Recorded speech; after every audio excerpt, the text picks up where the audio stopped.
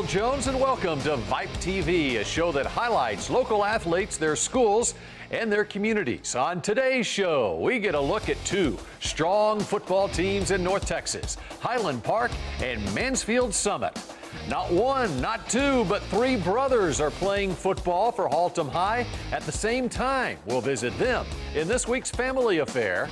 And this week in our recruiting update, we'll talk about some of the terrific players being overlooked this year. And finally, a performance from the Lorena High School Drumline. But first, we begin with a visit to Frisco Centennial High School. Coach Terry Grayson talks to us about family support and dedication in this week's FCA Spotlight. I'm Rick Bowles, Executive Director for the Greater Dallas Fellowship of Christian Athletes. With me today is Coach Terry Grayson at Frisco Centennial. How you doing? Great. Thanks for joining us. Thank you. Thanks for having me. No problem. Let's talk a little bit about what you do here and how long you've been involved in coaching. I teach environmental science and personal fitness, and then I also coach freshman baseball and then varsity football. Great. Give me a little bit of the ups and downs of being a high school coach. I'm really about investing in kids' lives, shaping and molding, the future kids of America, and help lead them in the right direction. But I think the biggest thing is just you don't have enough time to do everything that you want to do for the kids. Tell us a little bit about a coach that has influenced your life in any way at all. My first coach that I had was in the 7th grade. His name was Coach Bradford, and he passed away from cancer a couple years ago. And he just invested in us beside the classroom. Like he would go the extra mile. And then the second coach was my freshman science coach, or my freshman science teacher. And he was also a coach as well. But he really took the time to get to know the kids personally, every kid in the class. And it really taught me a lot about having a relationship with your students that's good, positive, and uplifting. Because I want to be a teacher and coach since I was in the 5th grade. To have an opportunity to have a mission field on a daily basis where I get to invest in kids' life, shape and mold the kids, and help lead them in the right direction. From what you've learned, how would you encourage a parent with a student athlete today? Well, the biggest thing I would think is support. Even if you don't understand why your kid wants to go and be an FCA or why he wants to be an athlete, just supporting your kid and getting involved with talking to them about their feelings about what they're experiencing with FCA, what they're learning at FCA, what they're also learning in school, or the different issues and struggles and battles that they face while at school, and how FCA can help them overcome those battles.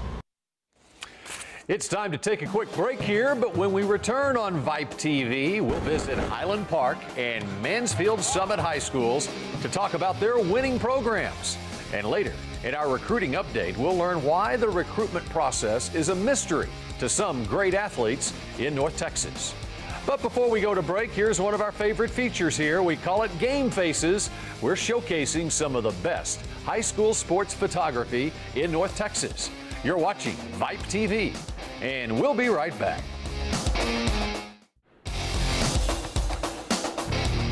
And welcome back to VYPE TV. Mansfield Summit has had a great year so far. After 2 losing seasons, the Jaguars have turned it around, now 2nd in District 7 4A. It is only Coach Travis Pride's 2nd season with the team, and he has already seen great success. We visited the Summit campus recently to learn why.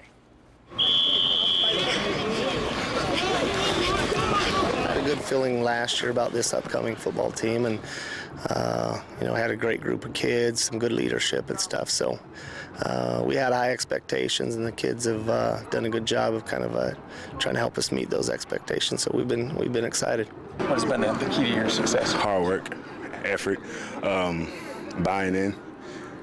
Buying into the coaches, listening to everything they say. Hard work, knowing our assignments, and just dedication. Did I not get a notice that you've arrived or something? In off-season, every coach has kind of a strategy, and we came up with a motto, work to win.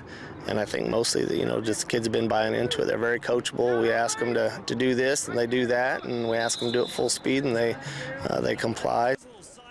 Mostly, I think it's just their work ethic. A little more familiarity with our schemes. Last year was my first year here, so and also the defense coordinator, so a lot was new. So I think a year or two of kind of having the system under your belt a little bit is certainly helpful. Williams finds a wide open receiver downfield, and it's good for a touchdown. When people think of Mansfield Summit football, what should they think of? I want them to think, oh man, what they should think of. That's a pretty good football team. You might have to bring it. First goal is district championship. Second goal is state. I think we can get it.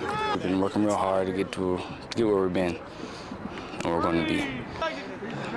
If you mess with the play, just keep going. Don't worry about the bad. Just keep pushing forward and work hard each and every day. And now joining us to talk more about Mansfield Summit is Tim Polzer, Editor-in-Chief for VYPE magazine. Thanks for being here as usual, Tim.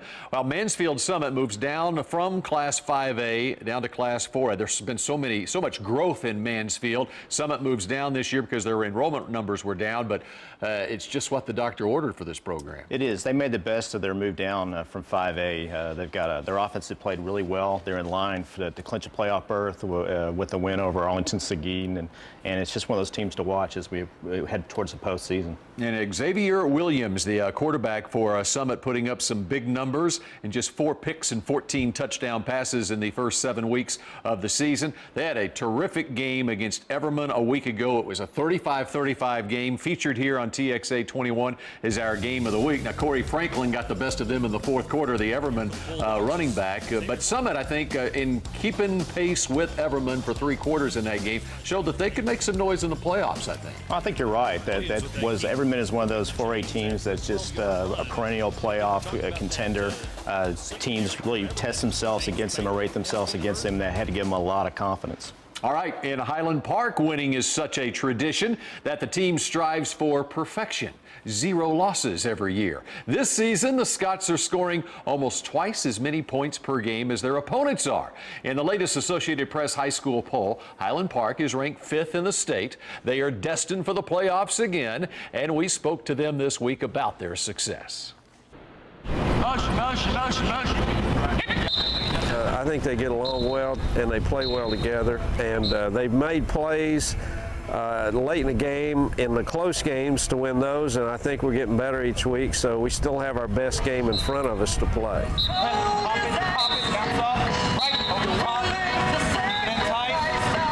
We're trying to just accomplish our goals right now, and we're really striving to be undefeated, and we're working hard to do the best we can.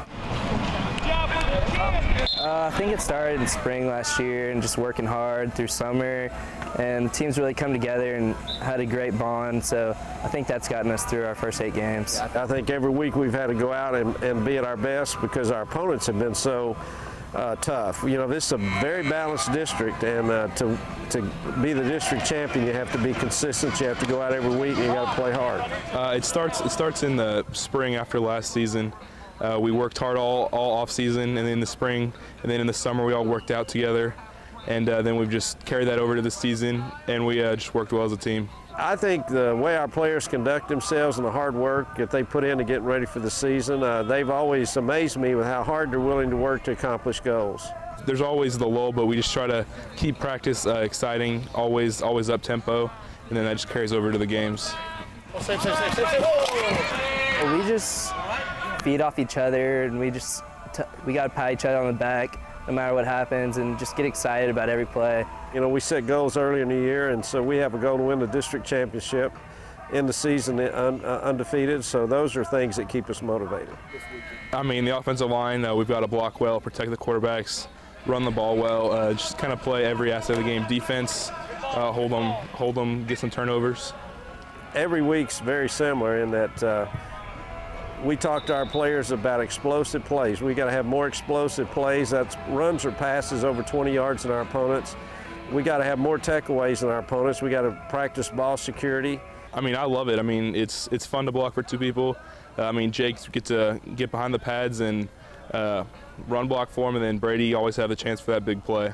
I think just our team bonding is just, I think if we stick together and just fight through any circumstance that comes to us and just play how we've been playing lately, I think we'll get through it and it'll be a good game. They are unbeaten again this year through the first 8 weeks of the season. Randy Allen, they graduate about 50 football players every year, and they just keep coming back with unbeaten seasons. Tim Polzer, and kind of doing it with a 2-quarterback system this year. They do. It's one of the area's most unusual situations where you have Jake Howlett, who's a dual-threat quarterback who leads the team in rushing, but you also have junior Brady Bergen, who's more of a pro-style drop-back passer. But together, they've been lethal. They believe almost 3,000 yards and 40 touchdowns. So it's hard to beat the Scots when they had those kind of points. Highland Park's always a senior-dominated team. They've got a couple of juniors doing it as well at skill positions this year in Preston Miller and Dalton Stogner, a big wide receiver. Yeah, the Highland Park's offensive line has been a little bit underrated this year. They've made a lot of room for Miller, and Stogner's been a great target too.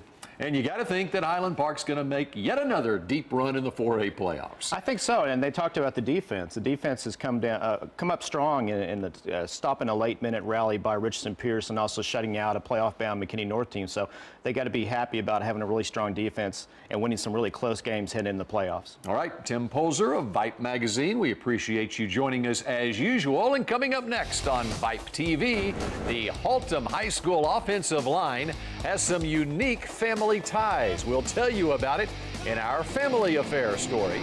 And our resident expert, David McNabb, talks to us about some interesting and surprising developments with this year's recruiting class.